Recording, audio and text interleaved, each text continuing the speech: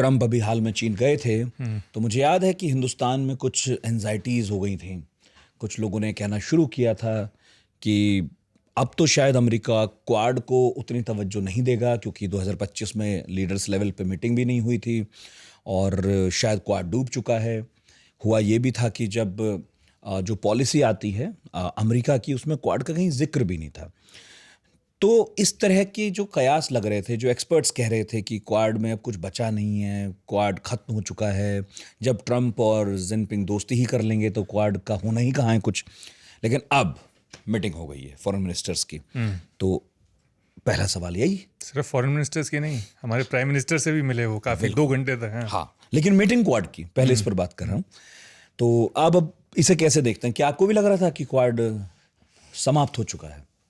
देखिए मैं सच बोलूँ तो मुझे क्वाड कभी कोई सीरियस अलाइनमेंट लगा नहीं पहले से ही, और ना उसको एक सीरियस तौर पे जब शुरू किया था कांग्रेस मनमोहन सिंह के ज़माने में, और उस वक्त बुश थे तो भी, जब सुनामी आई थी 2004 में। हाँ, तो भी ये बहुत ही सिर्फ ह्यूमैनिटेरियन रिलीफ और सुनामी का रिलीफ उस तरह के लिए किया गया था, क्योंकि इंडिया जानता था कि गेम क्या है। गेम तो यही था कि अमेरिका चाहता था कि इंडिया थोड़ा सा भार उठाए चीन को बैलेंस करने का।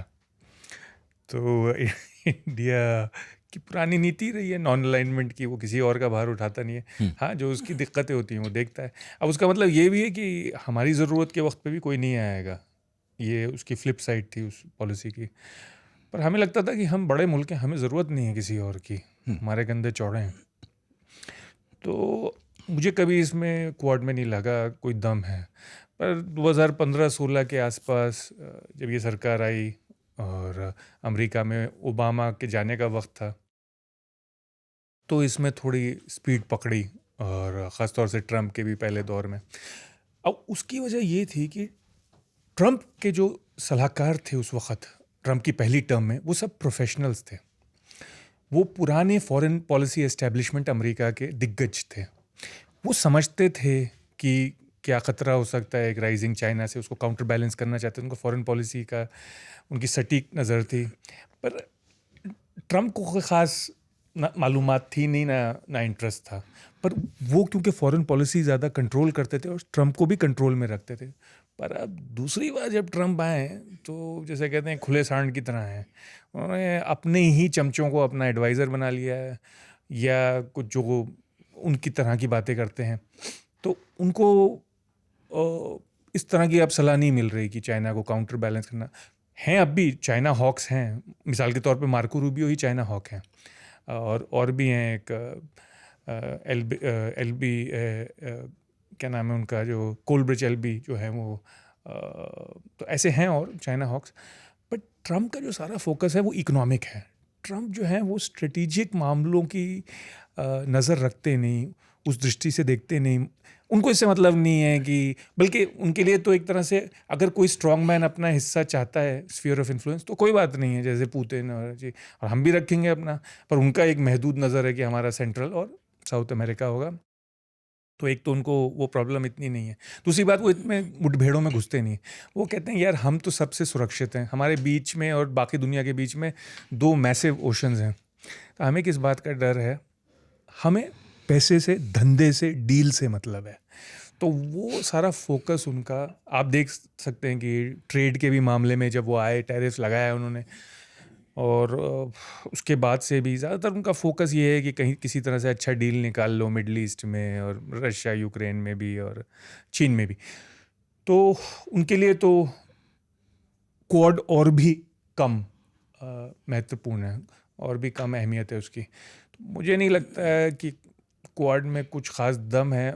और इंडिया भी, मुझे लगता है कुछ हद तक इंडिया भी पोज कर रहा था, यानी उसको अमेरिका से कुछ चीज़ें चाहिए इंडिया को, जैसे टेक्नोलॉजी चाहिए, ट्रेड चाहिए, क्योंकि हमारा ट्रेड सरप्लस है उनके साथ। हमारे सबसे बड़े, I mean they are the main source, हमारे जो आईटी एक्सपोर्ट्स हैं उनका मेन सोर्स है वो, हम उनको सबसे ज़्यादा बेचते हैं। तो हम भी गेम खेल रहे थे, और हमें पता है कि यार ये लोग जो है ना, बाकी मुल्क जो क्वाड में हैं, इनकी किसी की लैंड बाउंड्री नहीं है चाइना के साथ। ये दूर है इनके बीच में, और काफ़ी समुंदर है, चाहे वो ऑस्ट्रेलिया जापान हो। और ऑस्ट्रेलिया। हम जो हैं वो ये है कि हमारी तो दीवार जो जैसे दो पड़ोसी होते हैं जिनकी दीवार बीच में होती है ना, वहाँ तो किसी भी बात पे मुठभेड़ शुरू हो सकती है। किसी भी छोटी सी बात पे आपने वहाँ थूक दिया, आपने ये कर दिया, आपने यहाँ पार्किंग सही नहीं की, तो हमारा खतरा ज़्यादा है। और चाइना का साइज़ बहुत ज़्यादा बढ़ चुका है, मतलब इस वक्त 5 गुना है हमारी इकोनॉमी का। तो हमें पता था कि, तो हम भी, ऐसा नहीं कि हम भी कोई क्वाड पे अपनी उम्मीदें लगाए बैठे थे। तो फिर सीरियस कौन है? क्या जापान और ऑस्ट्रेलिया सीरियस हैं? ये दोनों सीरियस हैं बेशक, ये दोनों बहुत सीरियस हैं और चाहते हैं। पर इन दोनों को एक फ़ायदा तो है ही कि अमेरिका के साथ इनके अच्छे रिश्ते थे ही। तो जब तक वो मामला था ट्रम्प से पहले, तो उनको लगता था कि यार जब ज़रूरत होगी तो अमेरिका के ट्रूप्स भी हैं यहाँ पे, शिप्स भी हैं, नेवी के फ्लीट भी है, तो ठीक है हम अमेरिका के साथ मिलके काउंटर बैलेंस कर लेंगे चीन को। पर जैसे इनको लगने लगा हल्के हल्के कि, और ये पहली बार इनको महसूस हुआ ट्रम्प की पहली टर्म में दोनों को, कि मामला थोड़ा डामाडोल है। 16 से 20। क्यों? तब क्या ट्रम्प क्वाड को बिल्कुल भी वजन नहीं दे रहे थे? 17 जनवरी से 21 जनवरी ट्रम्प पर्सनली दिख नहीं रहे थे। लग रहा था जैसे वो डील कट करना चाहिए। आपको याद होगा पहले भी उन्होंने एक टैरिफ की जंग चलाई थी, वो छोटी थी चीन के साथ, और वो डील कट करना चाह रहे थे ये, तो तभी से शक होने लगा था इनको। फिर कुछ ये रीअश्योर हो गए जब बाइडेन आ गए, क्योंकि बाइडेन पुरानी फॉरेन पॉलिसी के आदमी थे। तो 21, 22, 23, 24 तक निश्चिंत थे क्योंकि बाइडेन ने उसको ठीक ठाक वजन दिया था। बेशक अब उनको फिर से फिक्र हो गई है, और वो देख ही रहे हैं कि यार कोई इंटरेस्ट ही नहीं है। एक तो उसकी तवज्जो हर वक्त मिडल ईस्ट में है, जो भी उसकी वजह है, कोई कहता है इजराइल है, जो कहता है तेल है, जो भी है, या कुछ लोग कहते हैं कि वो अरबों का जो पैसा था अब वो भी खटाई में पड़ गया, क्योंकि उनका तो पैसा, उनकी तो इनकम ही कट गई।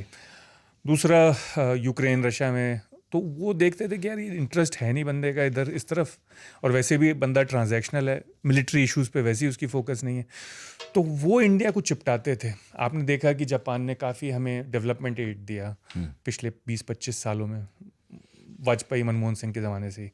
इसी तरह से जापान ने इंडोनेशिया को भी दिया। हम इससे वाकिफ़ नहीं हैं, पर इंडोनेशिया को भी बहुत देता था, वियतनाम की मदद करता था।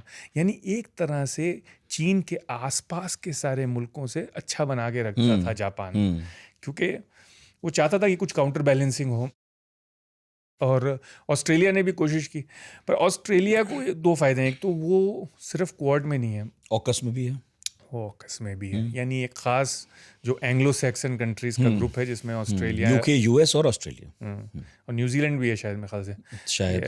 हाँ। तो और प्लस उनका डिस्टेंस काफ़ी है, लेकिन वो भी कोई बहुत ऐसा एक्टिव नहीं दिख रहा है, उसमें भी खटास आ गई थी सबमरीन के मामले में भी। पर वो मामला फिर ठीक हो गया, ट्रम्प ने कहा कि हम देंगे सबमरीन। तो मेरा कहने का मतलब ये है कि उनके पास और भी सिक्योरिटी के ज़रिए थे, डिस्टेंस भी था, तो वो भी उन्होंने इंडिया को चिपटाने की कोशिश करी, पर उन्होंने रियलाइज़ किया यार ये मामला आगे बढ़ने नहीं वाला, क्योंकि इंडिया भी इंडिपेंडेंट है काफ़ी अपनी फॉरेन पॉलिसी में। दूसरा, इंडिया अपना मार्केट इतनी आसानी से खोलने नहीं वाला। हमारा मार्केट प्रोटेक्शनिस्ट है, सच बोलूँ तो, चाहे वो कोई भी हो, चाहे वो अमेरिका के प्रति हो, यूरोप के प्रति हो, ऑस्ट्रेलिया के प्रति भी। तो ऑस्ट्रेलिया को अंदाज़ा हो गया कि ये भी दाल गलने नहीं वाली, तो वो भी अब मेंटेन करना चाहते हैं अच्छे रिलेशंस। पर कोई ऐसे, तो हल्के हल्के उन दोनों को भी अंदाज़ा हो जाएगा, हो गया होगा बल्कि ऑलरेडी, कि तो मेरे ख्याल से मतलब वो लोग सीरियस हैं, और हम जो है हम पोज कर रहे हैं, हम पोज कर और रहे हैं, अमेरिका सीरियस नहीं है। America serious. ठीक है।